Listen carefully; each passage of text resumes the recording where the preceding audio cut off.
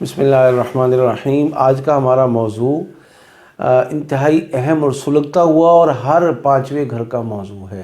یہ پانچواں گھر میں نے اس لیے کہا ہے کہ مجھے جو کثرت سے دوست، میرے بھائی، میری بہنیں اپنے گھر کے حوالے سے فون کرتے ہیں، بتاتے ہیں، اس وجہ سے میں نے پانچواں کہہ دیا ہے۔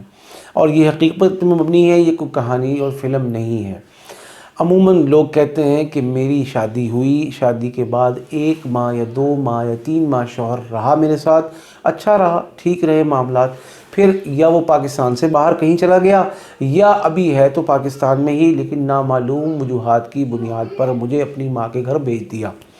اب ماں کے گھر جو بھیج دیا ہے، اب نہ فون کرتا ہے، نہ لینے آتا ہے، نہ خرچہ دیتا ہے اور نہ ہی پاکستان واپس آنے کی حامی بھرتا ہے۔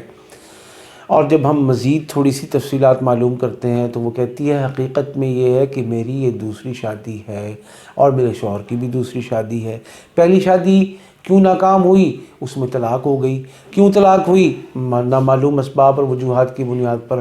اچھا جی، آپ سے اگر مزید سوال کیا جائے تو پتہ چلتا ہے کہ اس شادی کے طے ہونے سے پہلے آپ کا رشتہ طے نہیں ہوتا تھا۔ آپ کا رشتہ لوگ آتے تھے، پسند نہیں کرتے تھے۔ آپ کا رشتہ آتا تھا، آپ لوگ ہی اس لڑکے کو ناپسند ہونے کی بنیاد پر گھر سے نکال دیتے تھے۔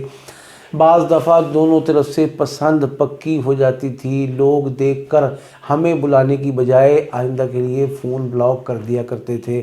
فون بلاک نہیں ہوا، خدا خدا کر کے بات طے ہونے کی طرف آئی تو طے ہوتے ہوتے رہ جاتی تھی۔ بعض مقامات پر طے ہوئی، منگنی تک بات پہنچی، سال 2 سال منگنی رہی، لیکن اب رخصتی یا نکاح کی طرف بات نہیں آ پا رہی۔ ان وجوہات اور ان اسباب کے بعد جب یہ شادی ہو گئی، اگلے گھر چلے گئے، جانے کے بعد وہاں پر یہی ظالم، یہی حاسد، یہی ہمارے آستین کے سانپ جنہوں نے یہاں پر یہ سارا کھیل کھیلا تھا، سارا یہ جال بنا تھا، وہاں پر حملہ آور ہوئے، بالآخر 6 مہینے، سال 2 سال میں طلاق کروا دی۔ اب وہ بیچاری ہماری بہن بیٹی ایک بیٹے بیٹی کے ساتھ یا اکیلی تنہا واپسی کا سفر اپنے ماں باپ کے بوجھل یوں کہیے ناتواں کندھوں کا بوجھ دوبارہ بن گئی ہے۔ اب بننے کے بعد انہوں نے دوبارہ شادی کی، اس لڑکی نے پسند سے کر لی، لڑکے نے پسند سے کر لی، کیونکہ لڑکا بھی طلاق دے چکا تھا اور یہ لڑکی بھی طلاق یافتہ تھی، تو انہوں نے آپس میں انڈرسٹینڈنگ سے شادی کی۔ اب وہ پسند کی شادی بھی 1 مہینے کے بعد طلاق کے دہانے پر کھڑی ہے۔ ایسے لوگ میں سمجھتا ہوں کہ شوہر کو بلانے کی بجائے اور ساس کو منانے کی بجائے، نندوں کا رونا رونے کی بجائے یا دیگر عوامل، اسباب اور عناصر کو دیکھنے کی بجائے سب سے پہلے اپنے ماضی اور ہسٹری میں دیکھیں کہ ہمارے ساتھ کیا مشکلات تھیں۔ ان مشکلات کو مد نظر رکھتے ہوئے آج تک کا 3 4 5 سال کا سفر وہ ہے کہ جو جادو کی بنیاد پر جگہ جگہ ہمارے لیے کانٹے بوئے گئے، جگہ جگہ مائنز پھیلا دی گئیں روحانی اعتبار سے ہمارے خلاف۔ اب کیا کریں؟ وظیفہ پڑھتے ہیں ناکام، کوشش کرتے ہیں ناکام، پرے کرتے ہیں ناکام، پنچایت کرتے ہیں ناکام۔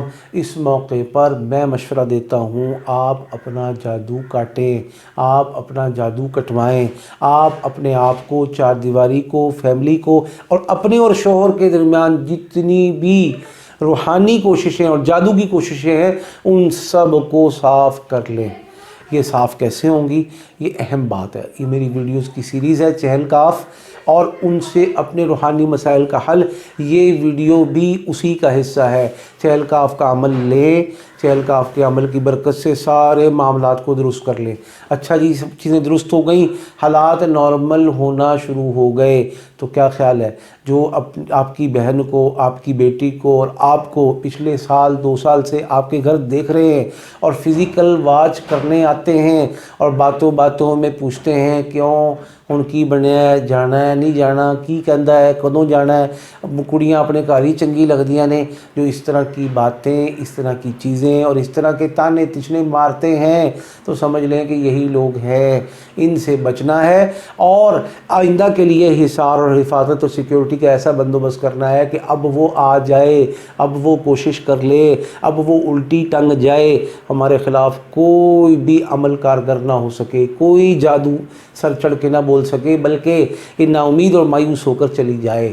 اور پھر وہ شوہر اس کی محبت اس کے اندر ایسی کشش پیدا کی جائے اپنے اندر کہ وہ کھنچتا چلا آئے، مقناطیس ہو آپ کے پاس کہ وہ لوہا کھنچے، اور آئندہ وہ شوہر جو منہ نہیں لگا رہا، جو طلاق کی باتیں کرتا ہے، جو کہتا ہے کہ میں تمہیں چھوڑ دوں گا، یہ یوں سمجھو کہ چھوڑ ہی دیا ہے، وہ انشاءاللہ مٹھی میں آئے، وہ آئے یا آپ کو بلائے، وہ آئے یا آپ کو باہر لے جائے، وہ آئے یا آپ کو گھر میں بسائے، سارے کے سارے کام انشاءاللہ ممکن ہیں۔